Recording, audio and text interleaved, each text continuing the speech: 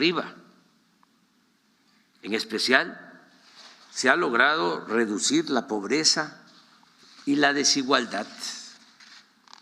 No obstante, es indispensable proteger lo que hemos alcanzado entre todos y desde abajo. Todo lo que se ha logrado en beneficio del pueblo y continuar luchando por una sociedad mejor, más justa, libre, igualitaria y fraterna. Con este contexto es que presentamos el día de hoy, este día histórico, las siguientes reformas constitucionales que en esencia proponen lo siguiente. 1. Reconocer a los pueblos y comunidades indígenas y a los pueblos afromexicanos como sujetos de derecho público, atendiéndolos de manera preferente por ser los habitantes más antiguos y, sin embargo, los más olvidados de México. Consultarlos cuando se realicen obras que puedan afectar su vida o entorno y dotarlos de legitimidad jurídica para recibir recursos del presupuesto y promover acciones de inconstitucionalidad de leyes que les afecten. 2. Reafirmar el derecho a la pensión de adultos mayores a partir de los 65 años y aumentar el monto año con año. Y lo mismo para personas con discapacidad, quienes recibirán una pensión de carácter universal. 3. Otorgar becas a estudiantes de familias pobres en todos los niveles de escolaridad. 4. Garantizar atención médica integral de manera gratuita a todos los mexicanos. 5. Que los trabajadores y sus familias puedan ser dueños de sus viviendas. 6. Prohibir el maltrato a los animales. 7. Proscribir en el territorio nacional el maíz transgénico y la extracción de hidrocarburos mediante el fracking. No otorgar concesiones para la actividad minera a cielo abierto. 8. Hacer respetar las zonas con escasez de agua y solo autorizar en ellas concesiones para uso doméstico. 9. Prohibir el comercio de vapeadores y de drogas químicas como el fentanilo. Penalizar con severidad el delito de extorsión que lleva a cabo la delincuencia organizada y hacer lo mismo con el delito fiscal ejercido por la delincuencia de cuello blanco mediante el uso de las llamadas factureras. 10. No permitir bajo ninguna circunstancia que el aumento al salario mínimo sea menor a la inflación anual. 11. El salario mínimo para maestras, maestros de educación básica de tiempo completo, así como el de policías, guardias nacionales, soldados, marinos, médicos y enfermeras, no podrá ser menor a lo que perciben en promedio los trabajadores inscritos al Seguro Social. 12.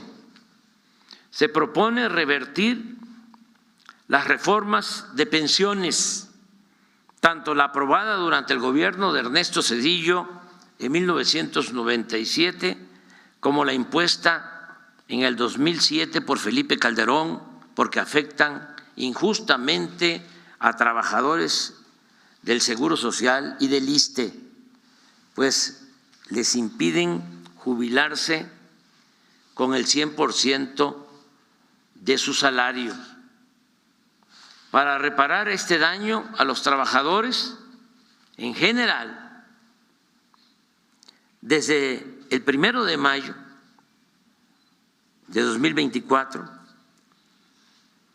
se va a crear un fondo semilla de 64.619 millones de pesos que se irá incrementando poco a poco,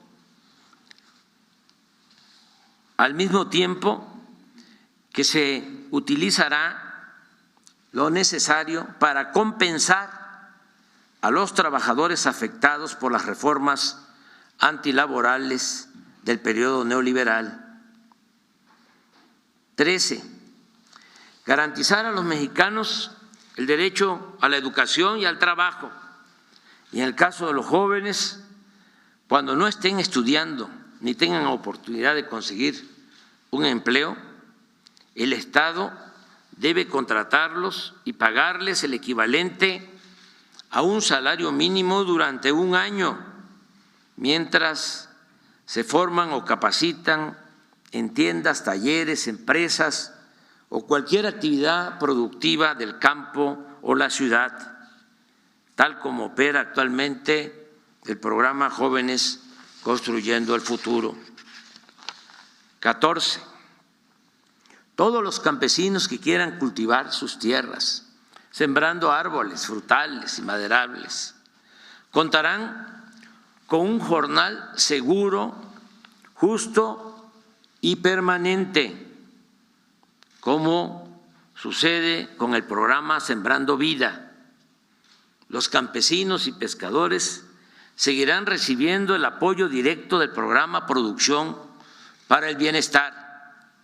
Se mantendrán precios de garantía para la compraventa de alimentos básicos y se continuará entregando fertilizante gratuito a todos los pequeños productores del país para cumplir con un acto básico de justicia: que coman los que nos dan de comer. 15. Se utilizarán para trenes de pasajeros los 18,000 kilómetros de vías férreas concesionados durante el gobierno de Ernesto Zedillo y actualmente destinados únicamente al transporte de carga. Asimismo, el Estado estará obligado a garantizar el derecho del pueblo a los servicios de Internet, ya sea con una empresa pública o a través de concesiones a compañías particulares. En la reforma constitucional que proponemos y se entregará el día de hoy, se le devolverá a la Comisión Federal de Electricidad su carácter de empresa pública estratégica en beneficio de los consumidores domésticos y del interés nacional, criterio que le quitaron durante el periodo neoliberal con el propósito de favorecer la privatización de la industria eléctrica. 16. La nueva iniciativa de reforma electoral que presentaremos al Congreso desde el día de hoy, repito, contempla la reducción de los gastos destinados a campañas y a partidos políticos, la disminución del número de regidores en gobiernos municipales, el que se evite el uso de excesivas estructuras burocráticas electorales y eliminar las candidaturas plurinominales. El Congreso de la Unión se integrará por 300 diputados y no por 500.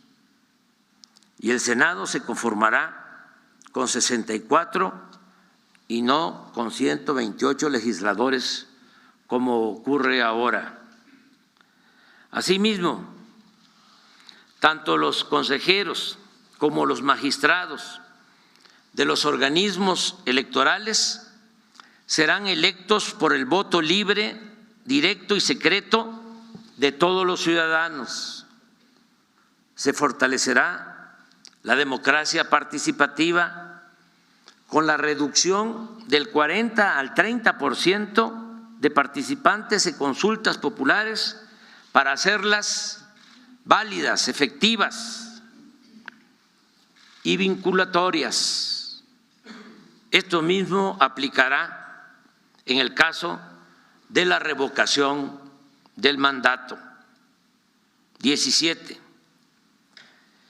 De igual forma, jueces, magistrados y ministros del Poder Judicial, en vez de ser propuestos por el Poder Ejecutivo y nombrados por diputados y senadores en los congresos, serán electos de manera directa por el pueblo, porque solo el pueblo puede salvar al pueblo. 18. Para evitar que la Guardia Nacional se corrompa, como sucedió con la antigua Policía Federal, por la falta de doctrina, profesionalismo y lealtad al pueblo, se propone que esta institución, creada para cumplir tareas importantes de seguridad pública, forme parte de la Secretaría de la Defensa Nacional con estricto respeto a los derechos humanos. 19. Convertir en política de Estado la austeridad republicana. Se volverá a redactar con mayor claridad y contundencia en el artículo 127 de la Constitución el principio de que ningún servidor público de los tres poderes pueda ganar más que lo que perciba legalmente el presidente de la República. De igual modo, no se permitirán privilegios ni extravagancias en ninguno de los poderes del gobierno federal para llevar a los hechos las palabras y las recomendaciones a los servidores públicos del presidente Benito Juárez, quien sostenía, lo recuerdo, para que no se tenga nada más el retrato del presidente Juárez y se olvide su pensamiento y su obra. Decía, no se puede gobernar a base de impulsos de una voluntad caprichosa, sino con sujeción a las leyes. No se pueden improvisar fortunas ni entregarse al ocio y a la disipación, sino consagrarse asiduamente al trabajo, disponiéndose a vivir en la honrada medianía que proporciona la retribución que la ley les señala. 20. Eliminar todas las dependencias, y esto se propone, y organismos onerosos y elitistas, supuestamente autónomos, sí, autónomos, del pueblo, no de la oligarquía, creados durante el periodo neoliberal con el único propósito de proteger negocios particulares en contra del interés público. Amigas, amigos, estas iniciativas de reformas a la Constitución y a las leyes, como he dicho, serán entregadas el día de hoy por la Secretaria de Gobernación a la Cámara de Diputados para que en esta legislatura, en lo que falta de esta legislatura o en la próxima, se analicen, debatan y en su caso se aprueben para beneficio de la mayoría del pueblo. La esencia de estas normas y nuevos derechos es reencauzar la vida pública por la senda de la libertad, la justicia y la democracia, como lo demandaron y exigieron con sus luchas nuestros antepasados y sus abnegados dirigentes. Estas propuestas son a todas luces distintas y contrapuestas a las reformas que se aprobaron durante todo el periodo neoliberal, cuando jamás en los 36 años de ese oscuro periodo se pensó en beneficiar al pueblo, sino fundamentalmente en ajustar el marco legal para facilitar el despojo, la corrupción y la entrega de bienes del pueblo y de la nación a una minoría. Nunca, repito, en los 36 años de dominio oligárquico se reformaron los artículos de la Constitución para procurar la justicia. No hay nada que lo demuestre.